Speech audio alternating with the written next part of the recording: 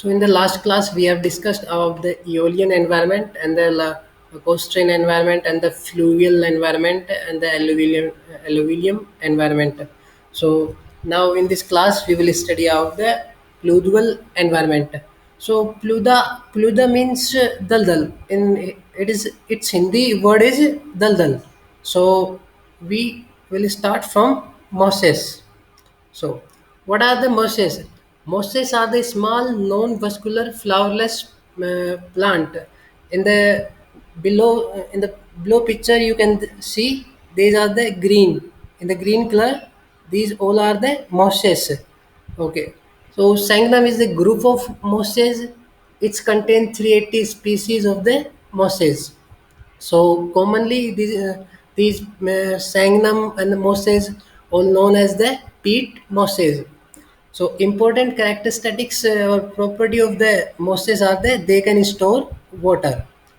So now peat. So when we will uh, peat, peat is a incomplete decomposition of the organic matter. So तब अपन ने कोल environment के बारे में या origin के बारे में अपने जब पढ़ा था तो पीट डिस्कस किया था व्हाट इज द पीट. सो पीट is a incomplete decomposition of the organic matter usually from the litter means the your straw. ठीक है, भूसे टाइप का जितना भी तुम्हारा वेजिटेशन होगा वो आता है तुम्हारा लीटर वेजिटेशन में. पीट के लिए दो कंडीशन प्रिवेल होनी चाहिए. जो पहली कंडीशन है वो होती है तुम्हारी वाटर लॉगिंग कि पानी होना चाहिए और दूसरा होना चाहिए सब्सिक्वेंट एनॉक्सिया. प्रोसेस क्या होता है कि जब भी तुम्हारा टेरेस्ट्रियल प्लांट्स इन सब वेजिटेशन का वाटर लॉगिंग एनवायरनमेंट में इनका बरियल होता है तो वाटर लॉगिंग की वजह से कुछ बैक्टीरिया डेवलप होते हैं और बैक्टीरियल एक्टिविटी सारी ऑक्सीजन को कम कंज्यूम कर लेते हैं और जो कंपोजिशन होता है वो इनकम्प्लीट ही कंपोजिशन रह जाता है. सो व्हाट इज द पीट? पीट is the incomplete decomposition of the organic matter. So next Mire. So mire, peatland, quagmire, these all are the wetland types. So these all are dominated by the peat forming plants because they are the formed by the incomplete decomposition of the organic matter. So mire is equivalent to peat, quagmire. These all are the same name and used for the peat. So here is your wetland. What is the wetland? देखो ऐसे जहाँ पे तुम्हारे water logging की जो problems, water logging की जो water जहाँ पे वाटर लॉग हो जाता है इस टाइप की जो एनवायरनमेंट होते हैं जहाँ पे ऑक्सीजन से जो फ्री प्रोसेस तुम्हारे होते हैं तो ये तुम्हारे वेटलैंड होते हैं. तो वेटलैंड कब बन सकते हैं? जब तुम्हारे ना रेन वाटर की वजह से कहीं पानी भर जाए या फिर ना फ्लडेड की वजह से तुम्हारा पानी भर जाए. ये परमानेंटली भी हो सकते हैं और सीजनली भी हो सकते हैं. सो वेटलैंड के चार टाइप होते हैं. सो पहला टाइप होता है ग्रास. सॉरी, पहला टाइप होते हैं marsh and the second type is swamp and the bogs and fourth type होता है तुम्हारा फैन. तो मार्श और स्वम्प एनवायरनमेंट अपन ने थोड़ा डिटेल थोड़ा ब्रीफ इंट्रोडक्शन दिया था कोल के ओरिजिन में कि मार्स क्या होता है एंड स्वम्प क्या होता है. तो यहाँ पे अपन ना फिर से देखेंगे. मार्स जो एनवायरनमेंट होता है ना, मार्स और स्वम्प एनवायरनमेंट रिवर बॉडीज या लेक बॉडीज कोई भी ओशियन बॉडीज के अलोंग पे बनते हैं. ठीक है, और बॉक्स और जो फैन एनवायरनमेंट होंगे वो रिवर बॉडी या फिर लेक बॉडी कोई भी वाटर बॉडीज होगी उनके अलोंग पे नहीं बनेंगे. और यहाँ पे जो बॉक्स होगा और फैंस होगा यहाँ पे जो तुम्हारा पानी आएगा या तो रेन वाटर के थ्रू आएगा या फिर ग्राउंड वाटर के थ्रू आएगा. और इनसे जो पानी आएगा, इनमें जो पानी आएगा वो पानी आएगा तुम्हारा लेक से एंड वाटर से, लेक से और रिवर से, क्योंकि ये रिवर के अलोंग और लेक के अलोंग इनका फॉर्मेशन होता है. सो मार्चेज में एक तो ग्रास हो, मतलब कि ग्रास कंटेन करता है तुम्हारा ना, कुछ ट्रीज होते हैं और कुछ ये इनमें ना हर्बेसियस प्लांट होते हैं. हर्बेसियस प्लांट वो प्लांट होते हैं ना जिनमें तुम्हारा तना नहीं होता है कि ये और होता भी है तो बहुत हल्का होता है। सो ठीक है। स्वाम्प में तुम्हारा क्या होगा कि स्वाम्प में ना तुम्हारे बहुत सारे ट्रीज होंगे, ठीक है। और बॉक्स में ना मोसेज होंगे। मोसेज अपन ने अभी देखा कि मोसेज क्या होते हैं। और फैंस फैंस एल्काइलिन होते हैं अपने नेचर में। और सीड्स सीड्स एक टाइप के फ्लावरिंग प्लांट होंगे। देखो सीड्स क्या होते हैं। देखो ये इस टाइप के जो प्लांट्स होते हैं, ठीक है, ये जो ग्रास होती है इनको ना सीडेज बोलते हैं, ठीक है। ये फ्लावरिंग प्लांट होते हैं, ठीक है, ये सीडेज होते हैं। तो ये जहाँ पे होंगे यहाँ पे तुम्हारे ना फैंस बनते हैं। तो वेटलैंड की जो इम्पोर्टेंट कैरेक्टरिस्टिक्स होती है, wetland is very productive ecosystem. They contains the plant, insects, amphibians, reptiles, mammals. They also are the nutrients dense, or they also help in the water cycle and the nitrogen cycles. So these are the wetland types: marshes, swamps, bogs, and the fens. We will discuss in the next slide in details. So okay, bogs. So bogs contain mosses. So mosses, sangnum, ठीक है, these all are the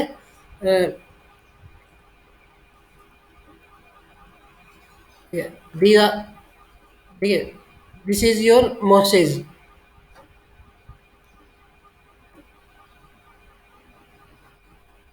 So where it is located. So bogs is located surrounding the landscape. There is no need of the river or the lake bodies. So what are the other names of the log? So bogs, these are the include mires, mosses, quagmire, so and muskeg. ठीक है। Bogs obtain their water, most of their water from the rainfall, and they are acidic in nature and the nutrition poor. But whereas you can see the fans located on the slope, flat, or the depressions, or they get their most of their water from the groundwater. So ये nature में slightly acidic, neutral और एल्काइलिन होते हैं। तो mostly एल्काइलिन होते हैं, लेकिन ये एसिडिक और न्यूट्रल भी हो सकते हैं। तो ये न्यूट्रिएंट्स रिच भी हो सकते हैं और पुअर भी हो सकते हैं। जो फैंस होते हैं, फैंस की जो वाटर केमिस्ट्री होती है वो यूनिक होती है, क्योंकि ये ग्राउंड से अपना वाटर लेते हैं। और बोक्स होते हैं, ये रेन से अपना वाटर लेते हैं, ठीक है। ये तुम्हारा बॉक्स टाइप का एनवायरनमेंट है ना। बारिश का पानी यहाँ पे जमा हो गया है, और तुम्हारा जो वेजिटेशन है यहाँ पे ग्रो हो रखा है। नेक्स्ट, ठीक है। ये दिल लैंडस्केप है, जहाँ पे ना कोई रिवर, कोई लेक नहीं है। बारिश का पानी भर गया, तो बारिश के पानी की वजह से बॉक्स टाइप का एनवायरनमेंट बन गया, ठीक है।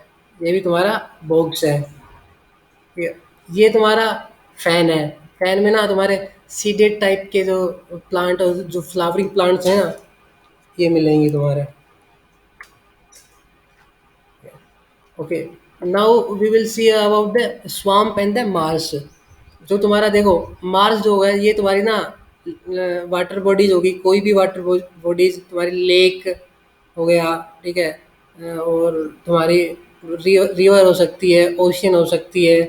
जो इसके किनारे पर जो वेजिटेशन होती है ना, वो क्या होती है, वो वाला जो इलाका, जो पहला जो इलाका आता है उसको बोलते हैं मार्श, ठीक है।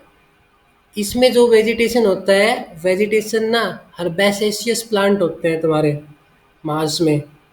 और इन प्लांट में क्या नहीं होता है, तना नहीं होता है। जैसे ही तुम आगे की तरफ बढ़ते हो ना, तुम्हारा सर्ब्स आता है। सर्ब्स के बाद तुम्हारा फॉरेस्ट आने लग जाता है। तो स्वाम्प में क्या है, तुम्हारे ना मोस्टली ट्री होते हैं, और यहाँ पे तुम्हारे हर्बेसियस प्लांट होते हैं। और हर्बेसियस प्लांट वो होते हैं जिनमें तुम्हारा स्टेम जो होता है, तना नहीं होता है।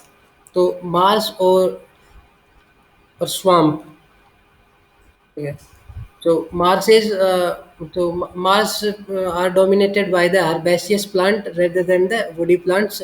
तो ये लेक और रिवर के एजेस पे मिलते हैं। और herbaceous द वस्कुलर प्लांट है जिसमें बस वुडी स्टेम नहीं होता है।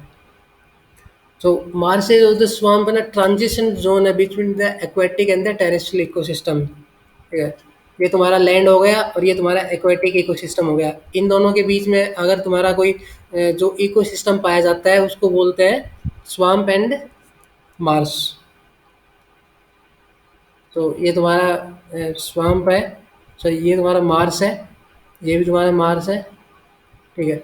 सो फ्लूइडल एनवायरनमेंट में देखो, फ्लूइडल एनवायरनमेंट में मोस्टली तुम्हारा ना कोल कोल ही बनेगा। ठीक है। और तुम्हारा ऑयल तब बनेगा जब तुम्हारे वहाँ पर कुछ क्लास्टिक सेडिमेंट्स का डिपोजिशन हो रहा होगा, कुछ बायोलॉजी कुछ जियोलॉजिकल एक्टिविटी ऐसी होंगी जिनकी वजह से वहाँ पे तो प्लास्टिक सेडिमेंट्स आएंगे और वहाँ पे डिपॉजिट होंगे।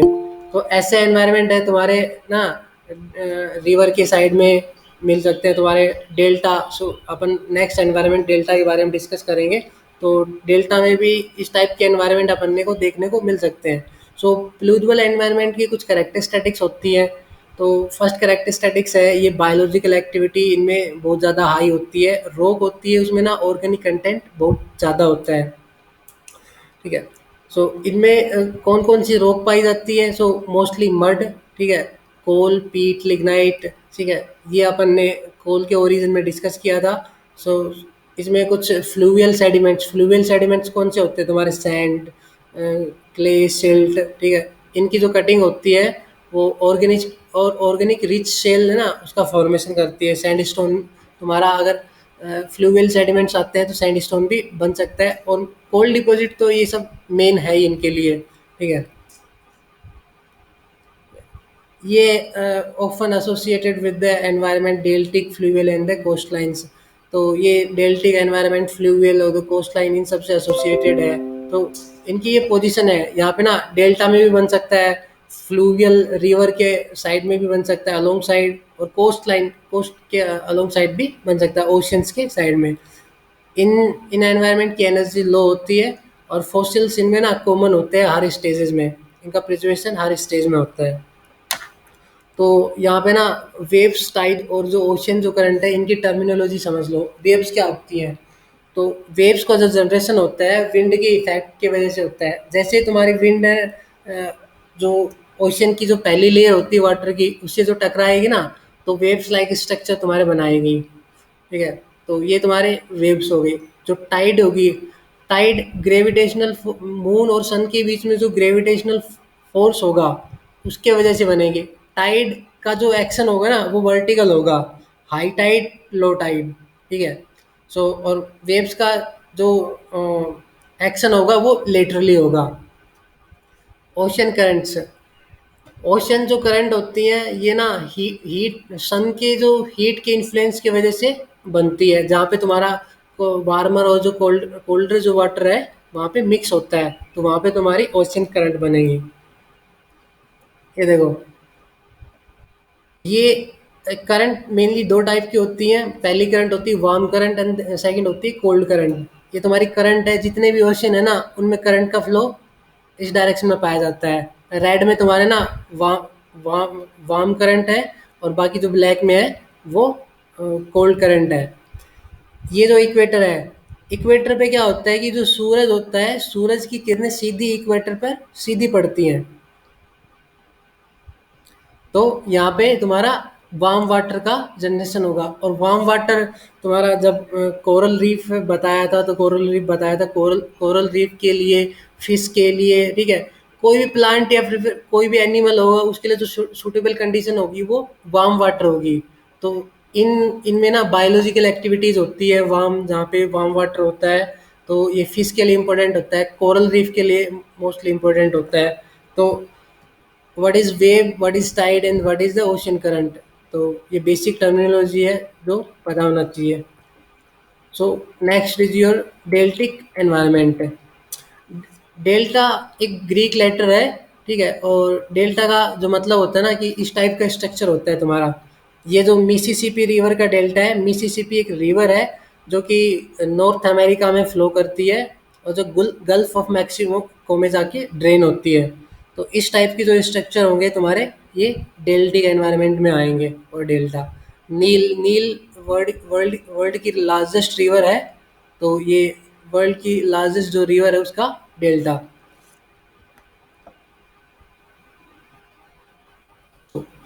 देखो, डेल्टा कहाँ पे बनता है? जहाँ पे भी तुम्हारी स्टैंडिंग वाटर बॉडी या फ्लोइंग वाटर बॉडी मिलती है, वहाँ पे तुम्हारा एक डिपोजिशन, एक सेडिमेंट्स का डिपोजिशन होता है और एक डेल्टा टाइप का स्ट्रक्चर बनता है। जैसे ही कोई भी फ्लोइंग वाटर बॉडी तुम्हारे स्टैंडिंग वाटर बॉडी में आती है, मिलती है, तो वहाँ जो फ्लोइंग वाटर बॉडी होगी उसका उसकी वेलोसिटी डिक्रीज होती है, और जैसे ही वेलोसिटी डिक्रीज होगी एनर्जी का डेसिपेशन होगा, तुम्हारा सेडिमेंट्स का डिपोजिशन वहाँ पे होगा। तो डेल्टा कहाँ बनता है? डेल्टा वहाँ पे बनता है जहाँ पे स्टैंडिंग वाटर बॉडीज और फ्लोइंग वाटर बॉडीज आके मिलती है। एग्जाम्पल, रिवर्स तुम्हारा बड़े डेल्टा बनाती हैं। देखो ये तुम्हारा कोई छोटा छोटा डेल्टा है, कोई कोई भी एक छोटी स्ट्रीम आई तुम्हारी और ये एक स्टैंडिंग वाटर बॉडी है, ये तुम्हारे लेक भी हो सकती है, ओशन भी हो सकती है, ठीक है। तो यहाँ पे तुम्हारा डेल्टा बनेगा, तो ये एक छोटा डेल्टा बनेगा। अगर रिवर बड़ी है तो बड़ा डेल्टा बनेगा, ठीक है। ये देखो ये तुम्हारा डेल्टा का स्ट्रक्चर है, ठीक है। ये डेल्टा है, ये तुम्हारे जो फ्लूवियल चैनल है, ठीक है। मार्फोलॉजी आगे वाली स्लाइड्स में बताऊंगा। ये डेल्टा चैनल्स है, ये बड़ा डेल्टा है, ठीक है। ये कि स्मॉल स्ट्रीम आ रही है यहाँ पे भी तुम्हारा ना डेल्टा टाइप स्ट्रक्चर बन रहा है।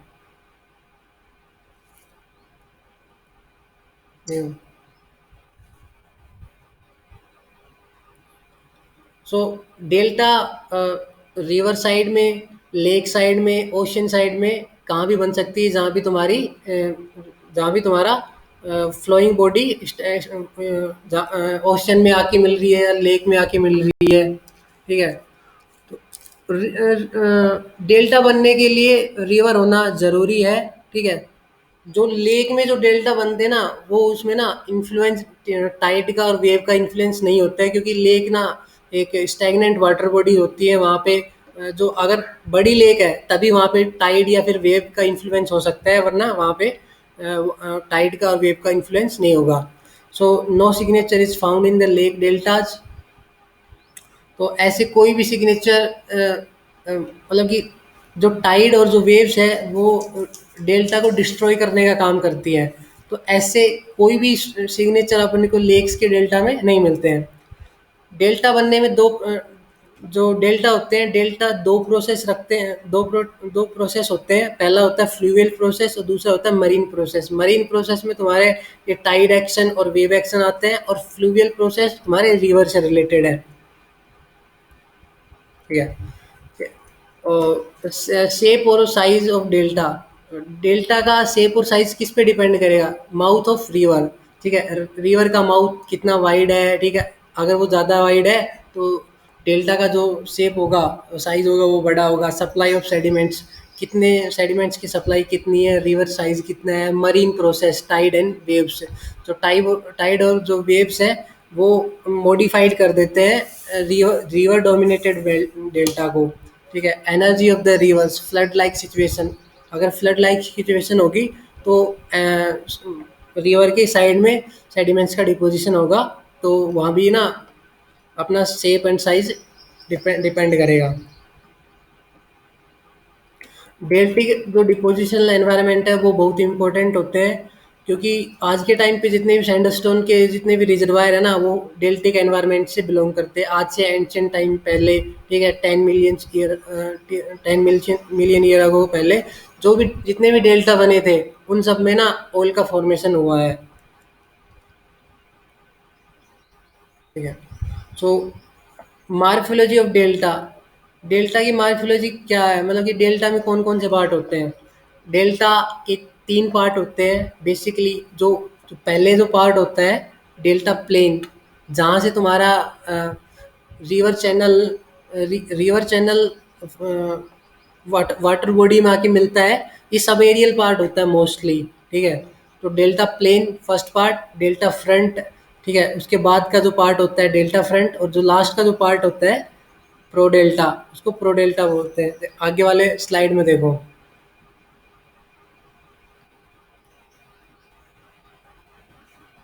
ठीक है, ये देखो, ये तो जो तुम्हारा ये अपर डेल्टा जो प्लेन है, ठीक है, ये अपर डेल्टा प्लेन है, ठीक है। डेल्टा प्लेन दो फर्दर दो पार्ट में डिवाइडेड है, upper delta plain and then lower delta delta plain, ठीक है। तो ये तुम्हारा क्या हो गया, अपर डेल्टा प्लेन, ठीक है। और अपर डेल्टा प्लेन में तुम्हारे कोरोजर मटेरियल होंगे, ठीक है। यहाँ पे ना डिस्ट्रीब्यूटरीज होंगी, ठीक है। ये रिवर चैनल्स हैं तुम्हारे, ये डिस्ट्रीब्यूटरीज हैं यहाँ पे, ये ठीक है। यहाँ पे एक रिवर है, रिवर यहाँ पे आई और यहाँ पे दो पार्ट में स्प्लिट हो गई, तो रिवर डिस्ट्रीब्यूट हो गई, तो रिवर डिस्ट्रीब्यूटरीज, ठीक है। जो जो लास्ट जो पार्ट है तुम्हारा, वो हो गया तुम्हारा प्रो डेल्टा, और जो मिड पार्ट हो गया तुम्हारा उसको बोलते हैं डेल्टा फ्रंट। डेल्टा फ्रंट में क्या होगा तुम्हारा, डेल्टा फ्रंट में तुम्हारा जो मीडियम साइज जो पार्टिकल्स होंगे उनका डिपोजिशन होता है।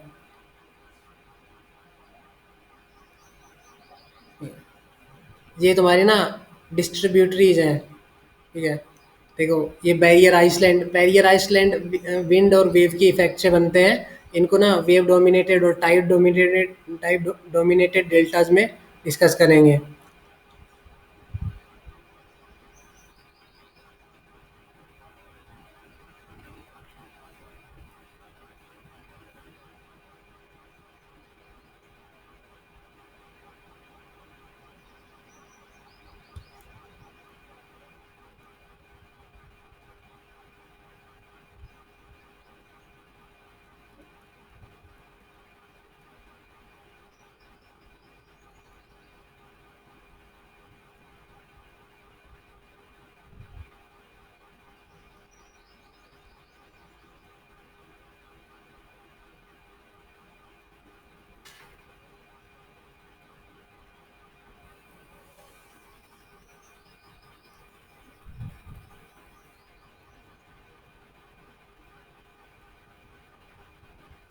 तो जो डेल्टा जो प्लेन होता है, डेल्टा प्लेन को टॉप साइड भी बोलते हैं। ये लो एनर्जी एनवायरनमेंट होते हैं, ठीक है। और ब्रैकिश वाटर होते हैं। ब्रैकिश वाटर का मतलब हो गया कि इनकी जो सैलिनिटी होगी रिवर से जो ज़्यादा होगी और लेकिन ओशन से कम होगी। इनका ना कोई डिप नहीं होता है, कोई स्लोप नहीं होता है, ये फ्लैट होते हैं। तो और मोस्टली कोरोजर पार्टिकल से बने होते हैं।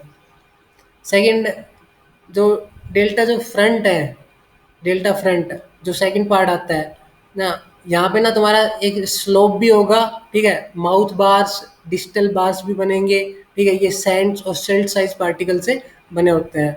यहाँ पे रिपल मार्क्स तुम्हारे जो सेडिमेंट्री स्ट्रक्चर होंगे, जो मडी सेडिमेंट्स होंगे, रिपल मार्क्स होंगे, और the growth of the fault.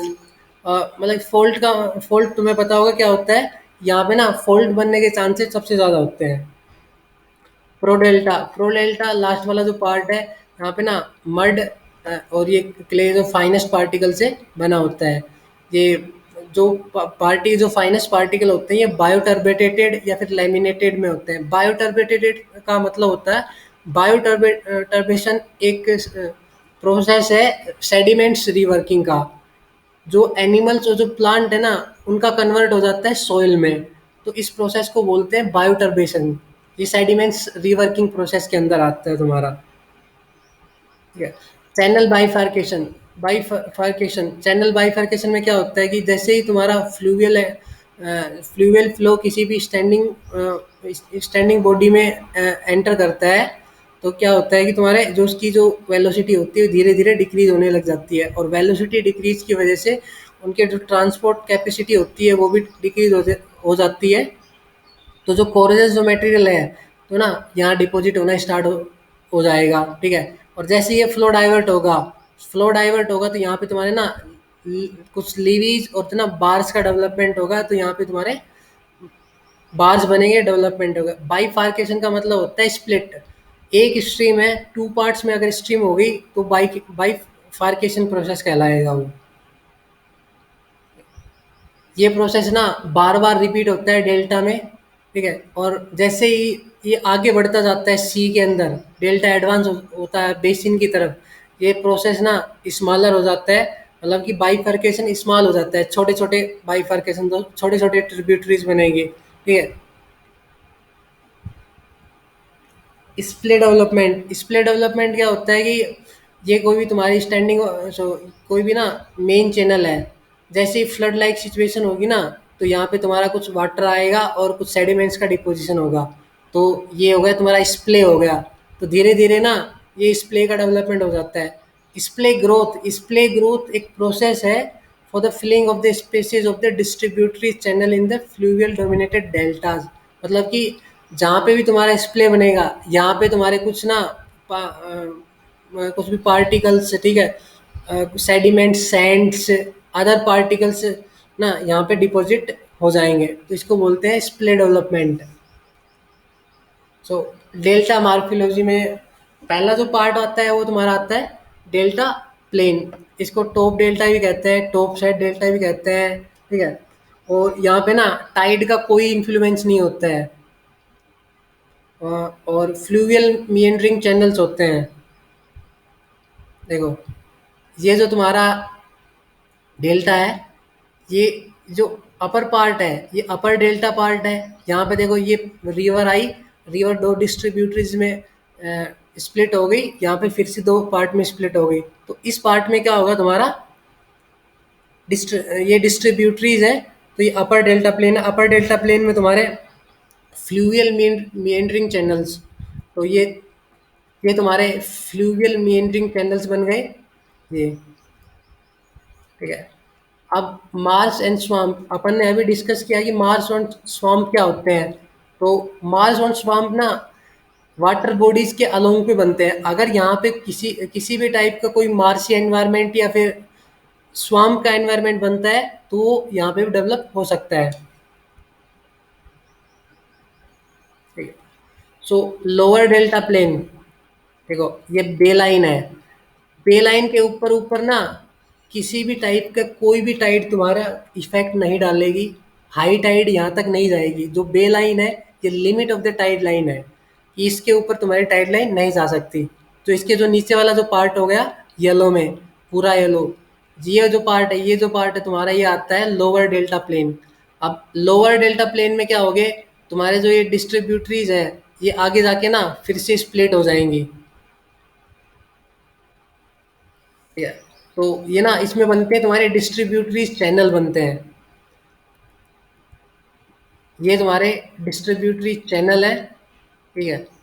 और ये डिस्ट्रीब्यूटरी चैनल ना सेकंड पार्ट डेल्टा फ्रंट में जाके मिलते हैं, और डेल्टा फ्रंट में ना एक लोब लाइट स्ट्रक्चर बनता है, ठीक है। और ये देखो, ये तुम्हारा प्रोडेल्टा पार्ट है, जो मिड का जो पार्ट है डेल्टा फ्रंट है। इसमें ना ये जो डिस्ट्रीब्यूटरी चैनल है ये ना डेल्टा डेल्टा फ्रंट में जाकर तुम्हारे डिस्ट्रीब्यूटरीज माउथ बार बना रहे हैं, ठीक है। ये तुम्हारे डिस्ट्रीब्यूटरी चैनल है, और डिस्ट्रीब्यूटरी चैनल के जो माउथ हो गया वहाँ पे ना सेडिमेंट्स का अक्यूमुलेशन होगा, एक बार टाइप स्ट्रक्चर बनेगा। तो इनको बोलते हैं डिस्ट्रीब्यूटरीज माउथ बार्स। तो ये तुम्हारे डिस्ट्रीब्यूटरी चैनल डेल्टा प्लेन, और ये डेल्टा फ्रंट, और जो नीचे वाला जो पार्ट हो गया pro delta.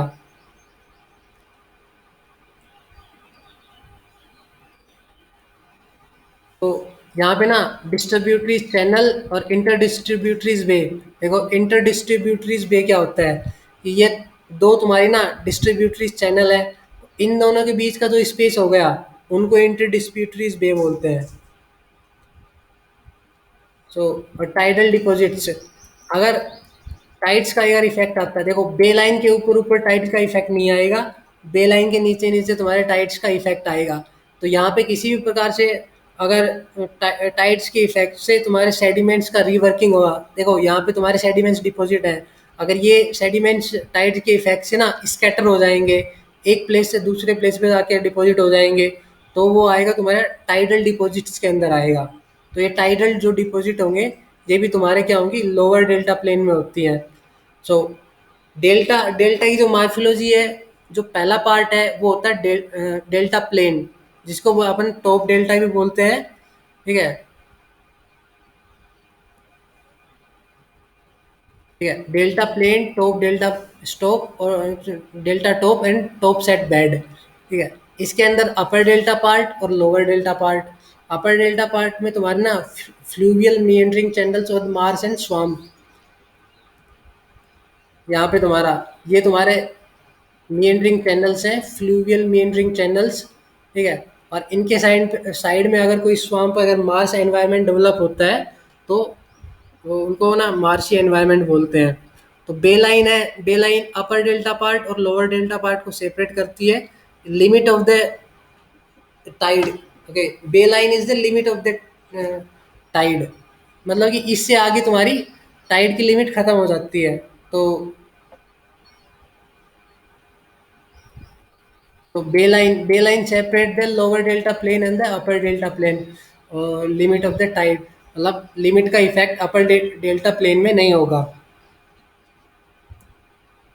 So delta front ना दूसरा पार्ट होता है। यहाँ पे ना तुम्हारे टाइड्स का भी इन्फ्लुएंस होगा, वेव्स का भी इन्फ्लुएंस होगा, ठीक है।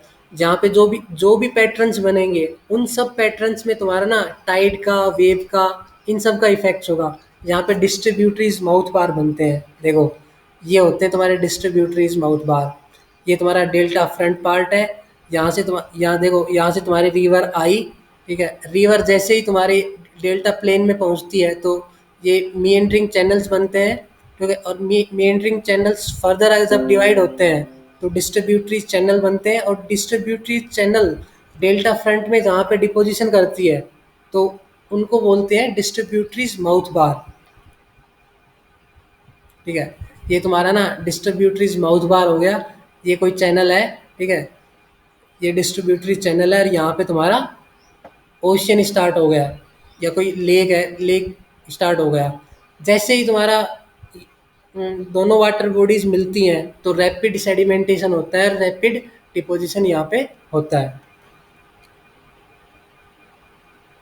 तो जो लास्ट जो पार्ट हो गया तुम्हारा वो प्रोडेल्टा, ये ये जो पार्ट होता है ना, ये ना फाइनेस्ट पार्टिकल से मिलकर बना होता है। बिलो इसमें ना जो वेव्स होंगी और जो टाइड्स होंगी उनका ना सबसे ज़्यादा इफेक्ट होगा नीचे की तरफ से, ठीक है। टर्बिडिटीज फ्लोज, टर्बिडिटीज क्या होती हैं ये बताया था, टर्बिडिटीज फ्लो इसमें बनेंगे और इसका जो सस्पेंशन होगा वो सेटलिंग सॉरी डिपोजिशन होगा वो सस्पेंशन सेटलिंग से होगा। स्लम्पिंग क्या होता है, स्लम्पिंग देखो,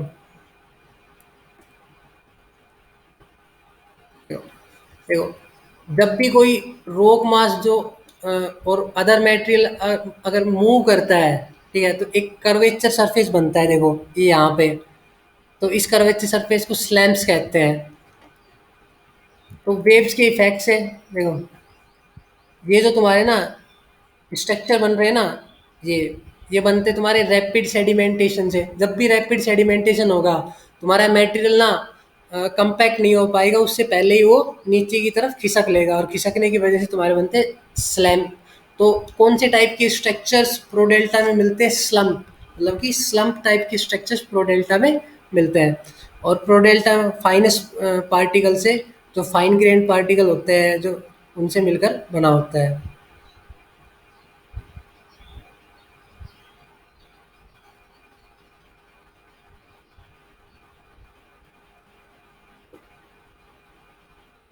डेल्टा के तीन पार्ट होते हैं, top set, four set and the bottom set part, ठीक है। देखो ये एक डेल्टा है, ये टॉप सेट पार्ट है जिसको अपन डेल्टा प्लेन भी बोलते हैं, और ये फोर सेट पार्ट है जिसको डेल्टा फ्रंट भी बोलते हैं। एक बॉटम सेट पार्ट है जिसको प्रो डेल्टा भी बोलते हैं। तो ये तीन पार्ट से मिलकर बना होता है।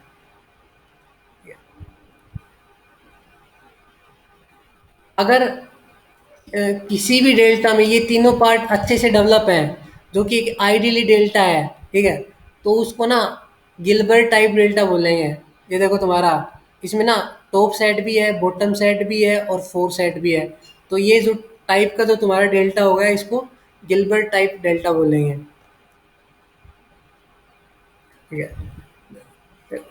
गिलबर्ट जो टाइप का जो डेल्टा होता है ना, होमोफिक्नल, आगे आगे आएगा होमोफिक्नल फ्लो क्या होता है। होमोफिक्नल फ्लो वो होता है जब रिवर की डेंसिटी और जो तुम्हारी जो बेसिन जो वाटर है, ओशियन, उसकी डेंसिटी अगर सेम हो, तो एक थ्रू आउट मिक्सिंग होगी, थ्रू आउट मिक्सिंग से क्या होगा, डिपोजिशन होगा सैंड्स और ग्रेवल का। तो तो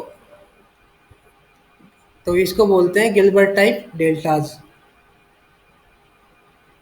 सो प्रोग्रेडेशन क्या होता है तुम्हारा, देखो, जब ना ये टॉप सेट तुम्हारे डेल्टा का ये टॉप सेट पार्ट हो गया, ये फोर सेट पार्ट हो गया और ये बॉटम सेट पार्ट हो गया। एक टाइम पे ना यहाँ पे डिपोजिशन हो चुका है, लेकिन जब सेकंड टाइम पे जब डिपोजिशन हो रहा है ना, तो तुम्हारी दूसरी लेयर बनेगी, फिर तीसरी लेयर बनेगी, ऐसे चौथी लेयर बनेगी। तो ये प्रोग्रेड हो रहा है सी की तरफ।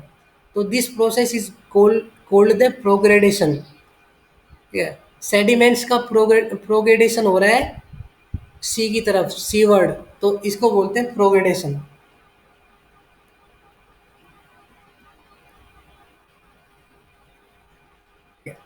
अब क्लिनोफॉर्म क्या इसे बोलते हैं, देखो,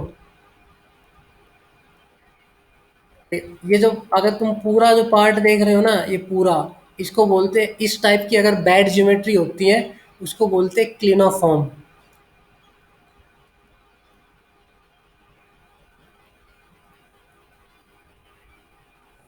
देखो, progradation of the relatively steep delta front, ये तुम्हारा डेल्टा डेल्टा फ्रंट पार्ट है। अगर इसका प्रोग्रेडेशन हो रहा है, इसका प्रोग्रेडेशन ना एक टाइप की बैड ज्योमेट्री प्रोड्यूस करता है और उसको बोलते हैं क्लिनोफॉर्म। नीचे भी देख सकते हो, ये क्लिनोफॉर्म का एग्जांपल है तुम्हारा। स्लम्पिंग, स्लम्पिंग्स क्या होती है, स्लम्पिंग मैंने बता दिया। देखो, जब भी रोक मास तुम्हारा ना खिसकता है रैपिड सेडिमेंटेशन की वजह से, तो तुम्हारे यहाँ पे स्लम्प लाइक स्ट्रक्चर डेवलप होते हैं, तो इनको बोलते हैं स्लम्पिंग स्ट्रक्चर। तो delta have the prograding sequence seaward and the corroding sequence upward.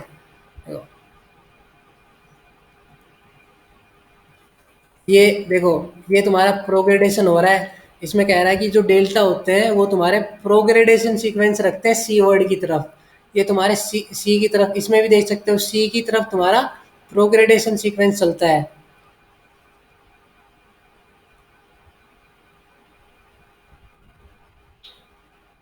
और कोरोजिन कोरोजिंग सीक्वेंस का मतलब होता है कि देखो, जो बॉटम सेट होगा यहाँ पे फाइनर पार्टिकल होंगे, फिर इससे जो लार्जर पार्टिकल यहाँ पे डिपॉजिट होंगे, और यहाँ पे सबसे कोरोजन जो पार्टिकल होंगे। तो कोरोजन सीक्वेंस अपवर्ड, जो कोरोजिंग सीक्वेंस अपवर्ड, तो ये ऊपर की तरफ कोरोजिंग सीक्वेंस बन रहा है, तो इसको corroding sequence of the upward deltaic sequence बोलेंगे। ठीक है, कोरोजिंग सीक्वेंस अपवर्ड।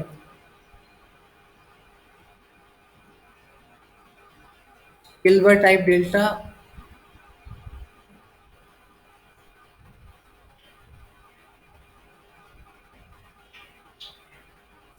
जो तुम्हारा डेल्टा फ्रंट होता है, डेल्टा फ्रंट तुम्हारा influence of the tide wave, और जितने भी जो पैटर्न बनेंगे वो तुम्हारे टेड टाइड और वेव के इन्फ्लुएंस से बनेंगे। यहाँ पे ना डिस्ट्रीब्यूटरीज माउथ बार बनेंगे, टाइडल बार्स बनेंगे, बैरियर आइसलैंड बनेंगे, बेज बनेंगी।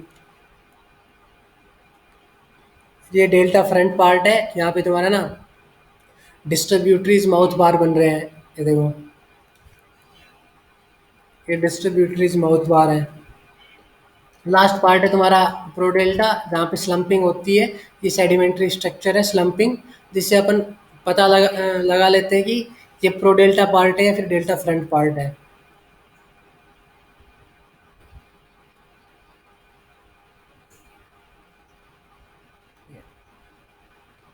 जो डेल्टा में जो सेडिमेंट्स होते हैं ना, जो कोरोजनिंग अपवर्ड सीक्वेंस होता है उनका, कि कोरोजनिंग अपवर्ड सीक्वेंस का मतलब अभी बताया था कि देखो, प्रो डेल्टा में फाइन पार्टिकल होंगे और डेल्टा फ्रंट में उससे थोड़े ज़्यादा बड़े पार्टिकल होंगे। और ऊपर की तरफ जो डेल्टा प्लेन होगा, डेल्टा प्लेन में सबसे ज़्यादा लार्जर पार्टिकल होंगे। तो ये कोरोजनिंग अपवर्ड सीक्वेंस होता है। देखो, होमो जो फिक्नल जो फ्लो होता है ना, उसमें तुम्हारी जो रिवर की जो डेंसिटी होती है वो सी वाटर की डेंसिटी के बराबर होती है। अगर कोई दो डेंसिटी के वाटर हैं, अगर वो आपस में मिलते हैं तो उनकी थ्रू आउट मिक्सिंग होगी और ये मिक्सिंग ना रैपिड डिपोजिशन करेगी कोरोजर ग्रेन्स का, फाइनर पार्टिकल्स का। तो होमोफिकनल फ्लो में तुम्हारा ना गिलबर्ट टाइप का डेल्टा फॉर्म होता है। गिलबर्ट टाइप का जो डेल्टा होता है कि एक आइडल डेल्टा होता है, और ये मोस्टली लेक में बनता है, क्योंकि लेक होती है ना, लेक और रिवर दोनों फ्रेश वाटर होते हैं, और फ्रेश वाटर होंगे तो उनकी डेंसिटी ऑलमोस्ट ऑलमोस्ट इक्वल होगी। ठीक है। जो हाइपोफिकनल फ्लो होगा, हाइपोफिकनल फ्लो जब होता है जब स्ट्रीम स्ट्रीम फ्लो की डेंसिटी लेस देन होगी बेसिन से, सी वाटर की वजह से। देखो, अगर किसी फ्लूइड की डेंसिटी लो है और वो फ्लो कर रहा है, बेसिन में आके मिल रहा है, तो वो कहाँ आएगा? ऊपर की तरफ आएगा, क्योंकि उसकी डेंसिटी लो है। जब भी अपन ऑयल और वाटर को मिक्स करेंगे तो ऑयल हमेशा ऊपर रहता है, क्योंकि उसकी डेंसिटी लो होती है। तो यहाँ पे क्या होगा कि जैसे ये वाटर यहाँ पे अगर बेसिन में आके मिलेगा, तो जो सेडिमेंट्स होंगे, कोरोजर सेडिमेंट्स, उनका डिपोजिशन यहाँ पे यहाँ पे डिपोजिशन हो जाएगा, और जो सस्पेंडेड जो पार्टिकल्स होंगे वो स्प्रेड हो जाएंगे वाटर के ऊपर, एक ब्लैंकेट बना लेंगे, और जिनका सस्पेंशन जिनकी सेटलिंग धीरे धीरे होगी। देखो, ये वाला है तुम्हारा हाइपोफिकनल फ्लूम। यहाँ पे तुम्हारा ना जो कोरोजर जो मटेरियल है वो यहाँ पे सेडिमेंटेशन इनका हो चुका है, और जो सस्पेंशन जो पार्टिकल है वो यहाँ पे ना हाइड्रोफिकनल फ्लूम बना लेती है, और जिनका धीरे धीरे सेटलिंग से जिनका सस्पेंशन में होते हैं, और धीरे धीरे जिनकी सेटलिंग होती रहती है। तो यहाँ पे तुम्हारा क्या बनता है कि जो सस्पेंशन में जो पार्टिकल होते हैं वो बहुत ही फाइन होते हैं, तो एक थिन लेमिनेशन अपने को यहाँ पे मिलेगी। तो ये तुम्हारा हाइपरफिकनल प्लूम है। हाइपरफिकनल प्लूम में क्या होगा कि जो रिवर की जो डेंसिटी होगी वो सी वाटर की डेंसिटी से ज़्यादा होगी। अगर रिवर के वाटर की डेंसिटी अगर ज़्यादा होगी तो वो सीधा नीचे आएगा, मतलब कि अच्छे से मिक्सिंग नहीं होगी और सीधा नीचे आएगा, तो इस सरफेस को इरोड करेगा, और इरोड करते हुए बढ़ेगा। तो यहाँ पे फ्रिक्शन दोनों के बीच में, ओशियन वाटर के बीच में और इस सरफेस के बीच में एक फ्रिक्शन वर्क करेगा। सो बायोटर्बेशन सेडिमेंट्री रिवर्किंग प्रोसेस है, और ठीक है, जिसमें ना प्लांट्स जो एनिमल्स होते हैं रिवर्क इनटू इनटू सॉइल। जो प्लांट हो गए, एनिमल हो गए, वो सॉइल के अंदर रिवर्क, मतलब वो सॉइल के अंदर बदल जाएंगे, उनका ट्रांसफॉर्मेशन हो जाएगा। तो ये तुम देख सकते हो कि इस टाइप के स्ट्रक्चर तुम्हारे इसमें मिलते हैं। हाइपो जो हाइपोपिकनल प्लूम और जो हाइपर पिकनल जो प्लूम जो होती है, उनके इफेक्ट से इस टाइप के स्ट्रक्चर तुम्हारे मिलते हैं। इनवर्स ग्रेडिंग बताया था, इनवर्स ग्रेडिंग क्या होता है, बायोटर्बेशन बता दिया, फाइनली लेमिनेशन क्या होता है, नॉर्मल ग्रेडिंग क्या होती है वो भी बता दिया। तो डेल्टा के जो क्लासिफिकेशन होते हैं, जो डेल्टा क्लासिफिकेशन होता है, तीन टाइप के डेल्टा होते हैं: river dominated delta, wave dominated delta है, टाइड डोमिनेटेड डेल्टा। तो यहाँ पे ना रिवर डोमिनेटेड डेल्टा में फ्लूवियल प्रोसेस होंगे मोस्टली, और वेव डोमिनेटेड डेल्टा में वेव्स का इफेक्ट ज़्यादा होगा, और टाइड डोमिनेटेड डेल्टा में टाइड्स का इफेक्ट ज़्यादा होगा।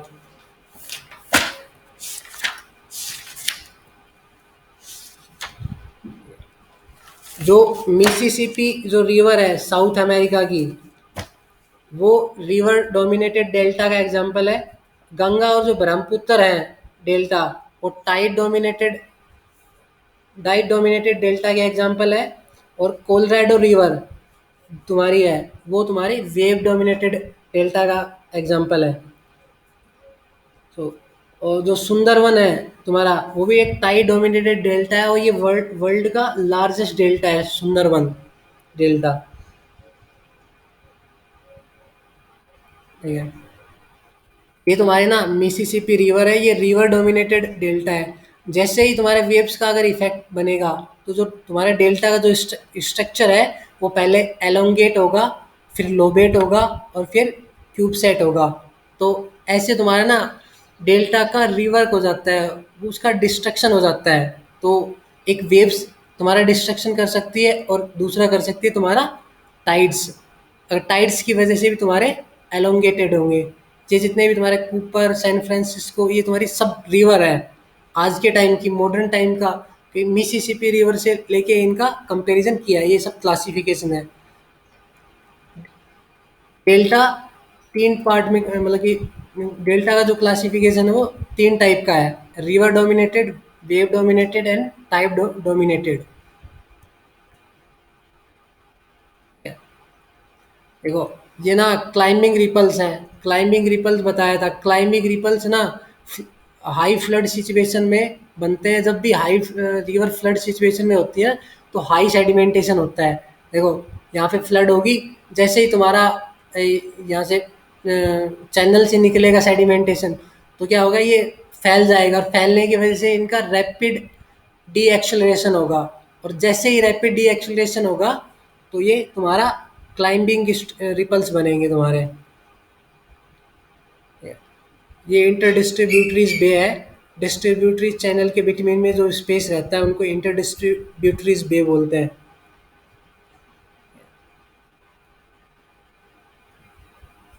देखो, जितने भी तुम्हारे इंटर डिस्ट्रीब्यूटरीज बे, ठीक है, हो गई तुम्हारे मार्स एनवायरनमेंट, ठीक है, और भी कोई एनवायरनमेंट तुम्हारा अगर रिवर रिवर चैनल के अलोंग बन रहा है तो उनका भी धीरे धीरे डिपोजिशन होता है, और वो वहाँ पे ना ऑर्गेनिक रिच मड बनता है, ठीक है, कोल बन सकता है, फ्लूवल चैनल सैंड बन सकता है।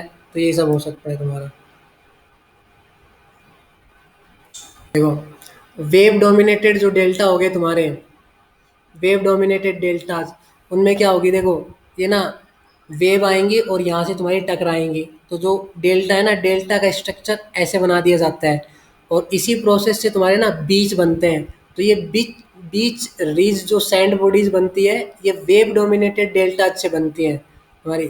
जहाँ पे कोई भी तुम्हारी रिवर आके यहाँ पे मिल रही थी, लेकिन जो ओशियन की जो वेव्स है ना, उन सबको सैंड्स को इसने इकट्ठा कर दिया, एक बार्स टाइप स्ट्रक्चर बना दिए।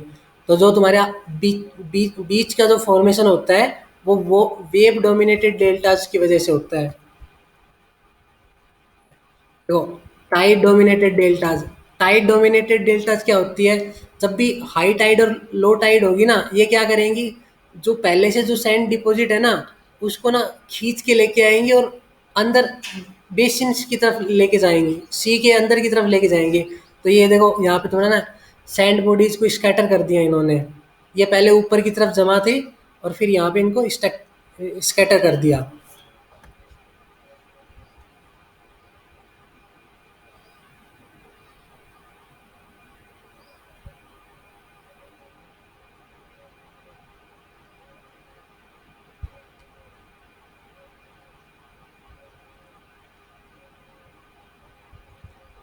देखो, टाइड जो डोमिनेटेड जो डेल्टा हो गए ना, ये देखो यहाँ पे ना, टाइड आई और टाइड करंट आई और गई, ठीक है।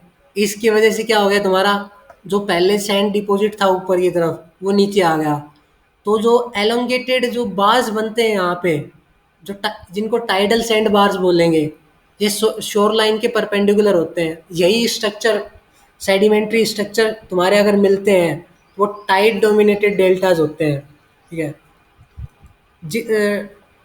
जितने भी जो तुम्हारा डेल्टाज होंगे, रिवर डोमिनेटेड डेल्टाज, उन सब का मॉडिफिकेशन कर देती है टाइड्स, और फिर जो डेल्टा बनते हैं उनको बोलते हैं टाइड डोमिनेटेड डेल्टाज। ऐसे ऊपर की तरफ देखो, ये सब ना टाइड डोमिनेटेड डेल्टाज हैं। अब वेव डोमिनेटेड डेल्टाज देखो, जैसे ये ना वेव का स्ट्रक्चर तुम्हारा यहाँ पे आ रहा है ना, तो ये प्रो डेल्टा, डेल्टा फ्रंट, ठीक है, ठीक है, ये कोस्टल सैंड्स, इन्होंने ना सैंड को एक तरफ जमा कर दिया लैंड की तरफ में, वेव्स में, ये वेव्स का इम्पैक्ट है। तो ये यहाँ पे ना कोस्टल सैंड्स बन गए तुम्हारे। तो इस टाइप के स्ट्रक्चर्स अगर मॉडिफाइड कर दिए जाएं तो वो तुम्हारे वेव डोमिनेटेड डेल्टाज होंगे।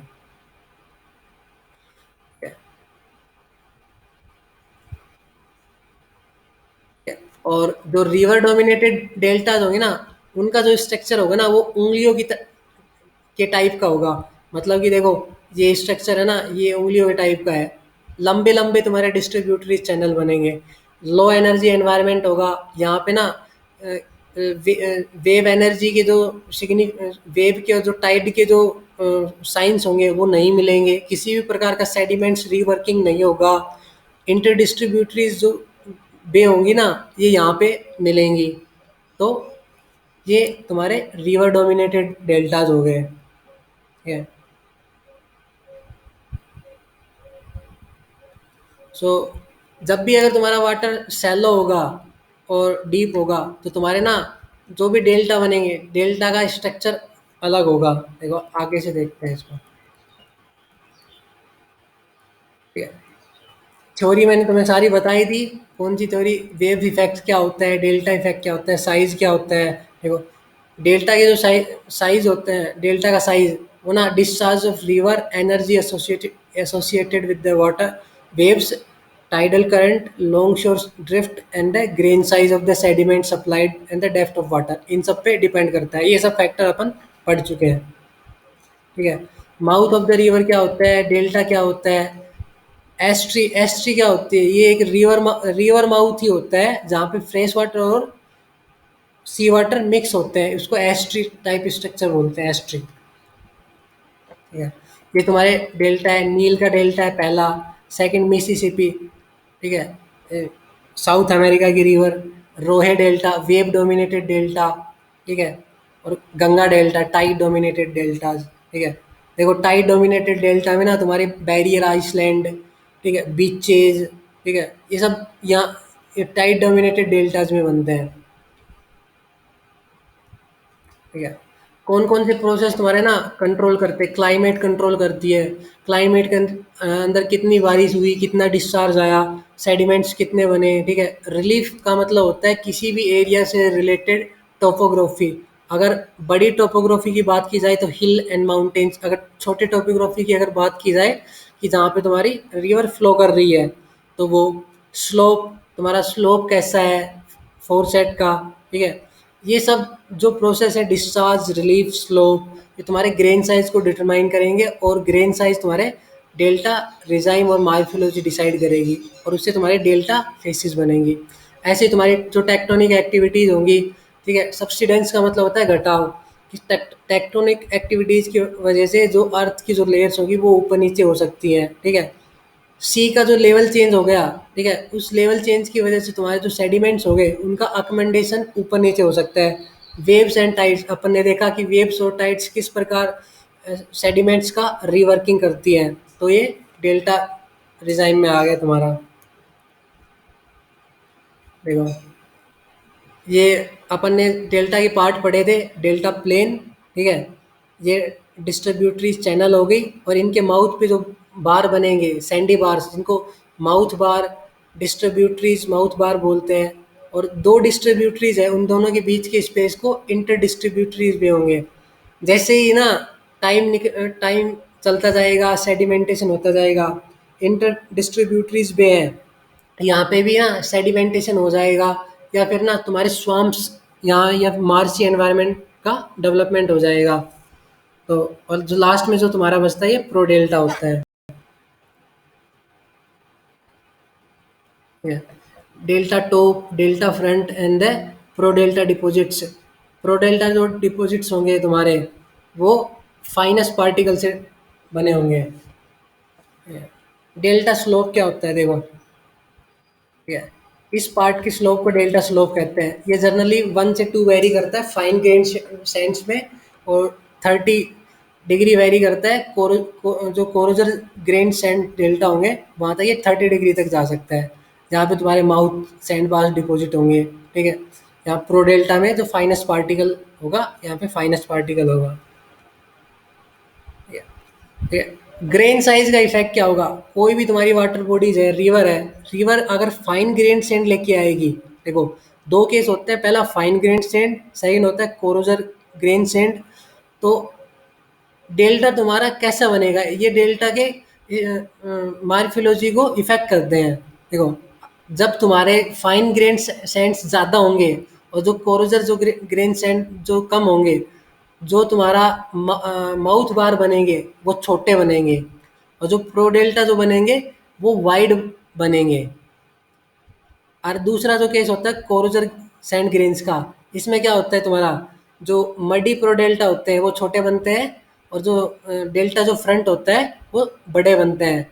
डेल्टा फ्रंट यहाँ पे दो पार्ट में डिवाइडेड है, एक तो प्रोक्सिमल माउथ बार और एक सैंडी डिस्टल माउथ बार। कोरोजनिंग सीक्वेंस में क्या होता है कि नीचे ही नीचे फाइनर पार्टिकल, फिर थोड़े बड़े और लास्ट में जाके कोरोजर पार्टिकल्स। ऐसे ही सैलो पार्ट, जो वाटर डेप्थ का इफेक्ट पड़ता है, वाटर डिफेक्ट में क्या होता है कि तुम्हारे एक्सटेंसिव माउथ बार बनते हैं, और shallow wide spread delta front बनते हैं यहाँ पे। जो डीप जो डीप वाटर डेल्टा होंगे वहाँ पे तुम्हारे ना टर्बिडिटीज बनेंगे, स्लोप और टर्बिडिटीज, ठीक है।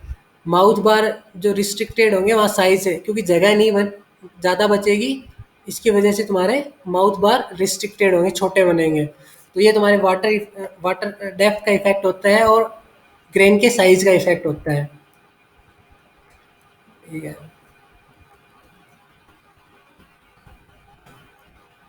ठीक है। अब इसकी कैरेक्टरिस्टिक्स क्या होती है, ये लिथोलॉजी कैसी होती है, कॉन्ग्लोमेरेट, सैंडस्टोन, मडस्टोन, जो मिनरलोजी, टेक्सचर, बेड ज्योमेट्री, ये सब सेडिमेंट्री स्ट्रक्चर, क्रॉस बेडिंग बनेगी तुम्हारी, लैमिनेशन, जो ग्रेडेशन अपन ने पढ़ा था वो एक टाइप का क्रॉस बेडिंग ही है, ठीक है। लैमिनेशन टॉप डेल्टा के अंदर लैमिनेशन बनेगी, और जो प्रो डेल्टा होगा वहाँ भी तुम्हारी लेमिनेशन बनेंगी। ये सारे स्ट्रक्चर मैंने बता दिए। फॉसिल्स कहाँ कहाँ मिलेंगे, ठीक है, और कलर इम्प्योरिटीज पे डिपेंड करता है, तो डायग्नोसिस नहीं किया जा सकता है इसको। तो आज की क्लास में यही है तुम्हारा।